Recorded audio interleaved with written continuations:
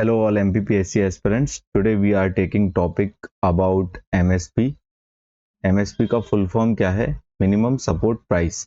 Minimum support price असल में primary sector का टॉपिक है जिसको हम एग्रीकल्चर के अंदर पढ़ने वाले हैं. MSP क्या होता है? जिस न्यूनतम समर्थन मूल्य जिस पे जो है सरकार जो है फसलें खरीदती है, जो कि उत्पादन का लगभग 1.5 गुना कॉस्ट होता है, उसको बोलते हैं MSP. MSP की जो रिकमेंडेशन है वो agriculture commission for agriculture cost and prices CACP जो है वो इसकी रिकमेंडेशन देती है. 1965 में ये CACP बना था, जो कि ministry of agriculture and farmer welfare के अंदर आता है.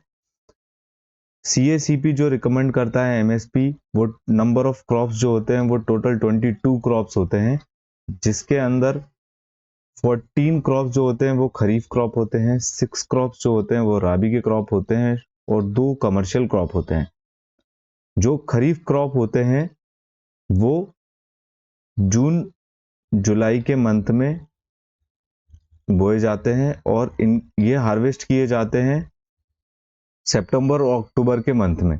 राबी क्रॉप की अगर हम बात करें तो ये नवंबर दिसंबर में इनको लगाया जाता है और they are been harvested in April month. Commercial crop की बात करें तो ये वो क्रॉप होते हैं जो सिर्फ बेचने के लिए ही बोए जाते हैं. आगे बढ़ते हैं. MSP की बात करें तो टोटल 23 कमोडिटीज के लिए MSP गवर्नमेंट द्वारा जारी किया जाता है, जिसमें 22 जो हैं वो क्रॉप्स होते हैं और एक जो शुगर केन होता है, इसके लिए FRP जारी की जाती है. वह असल में FRP होता क्या है? FRP जो है वो डिक्लेयर किया जाता है गवर्नमेंट के द्वारा, जो कि लीगली बाउंड किया जाता है मिल्स को, जिसके हिसाब से ये लोग जो है किसान से शुगर केन खरीदते हैं. इससे नीचे प्राइस में ये लोग शुगर केन नहीं ले सकते फार्मर से. टोटल जो हमारे पास नंबर ऑफ क्रॉप्स हैं वो हैं 22, जिसके लिए MSP जारी किया जाता है, जिसमें 7 जो हैं वो अनाज की फसलें हैं, जिसको पेडी, वीट, मेज, बाजरा ये सब इसके अंदर आते हैं. 5 जो हैं वो दलहन की फसलें हैं, जैसे चना, तुअर, मूंग. 7 जो हैं वो ऑयल सीड्स हैं. ऑयल सीड्स अगर हम कहें तो ये तिलहन की फसलें हैं, जैसे ग्राउंडनट, सोयाबीन, सनफ्लावर वगैरह. 4 कमर्शियल क्रॉप्स हैं, शुगर केन, जूट, कॉटन, जो कि सिर्फ बेचने के लिए बोए जाते हैं. असल में हम देखा जाए तो MSP के साथ कुछ इश्यूज भी हैं, जैसे कि जिस चीज के लिए MSP दिया जाता है किसान उस चीज को ज्यादा बोते हैं और उससे NPK का जो रेशियो है सॉइल की फर्टिलिटी का, NPK का मतलब यह है नाइट्रोजन, फॉस्फोरस एंड पोटेशियम, इसका रेशियो जो है वो चेंज हो रहा है. पंजाब में ये देखा गया है कि 31:8:1 ये अभी NPK का रेशियो है पंजाब में, जो कि आइडियल फॉर्म में होना चाहिए 4:2:1. इससे ये समझ में आता है कि कितनी ज्यादा सॉइल की फर्टिलिटी लूज हो रही है. इसके आगे हम बढ़ते हैं तो फार्मर्स ये लीगली डिमांड कर रहे हैं कि MSP को जो है लीगली बाउंड किया जाए. इसके आगे हम बढ़ते हैं तो ऑब्जेक्टिव्स क्या हैं MSP के. MSP के ये ऑब्जेक्टिव हैं कि फूड सिक्योरिटी मिलती है, फिर प्रोटेक्शन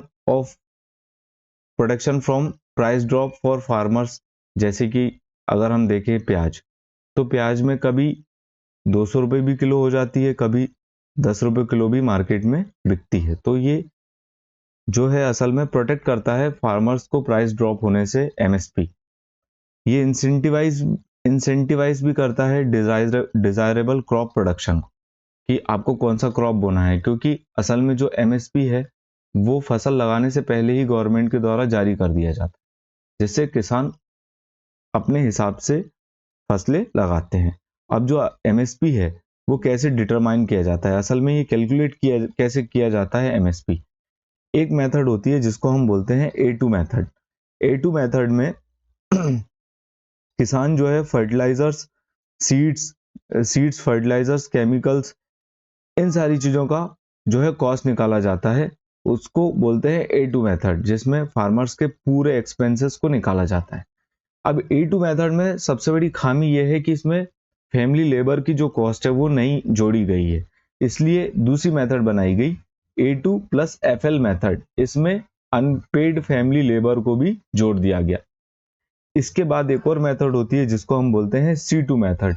C2 मेथड में A2 प्लस FL दोनों को जोड़ने के बाद एक चीज और जोड़ी जाती है, जैसे कि मान लीजिए कोई किसान अगर रेंट पे लेता है कोई जमीन को, तो उसका जो रेंट है अगर उसको वो बैंक में रखता है तो उसका क्या इंटरेस्ट आता है, इस चीज को भी जोड़ दिया जाता है A2 प्लस FL में, जिसको हम बोलते हैं कॉम्प्रिहेंसिव कॉस्ट।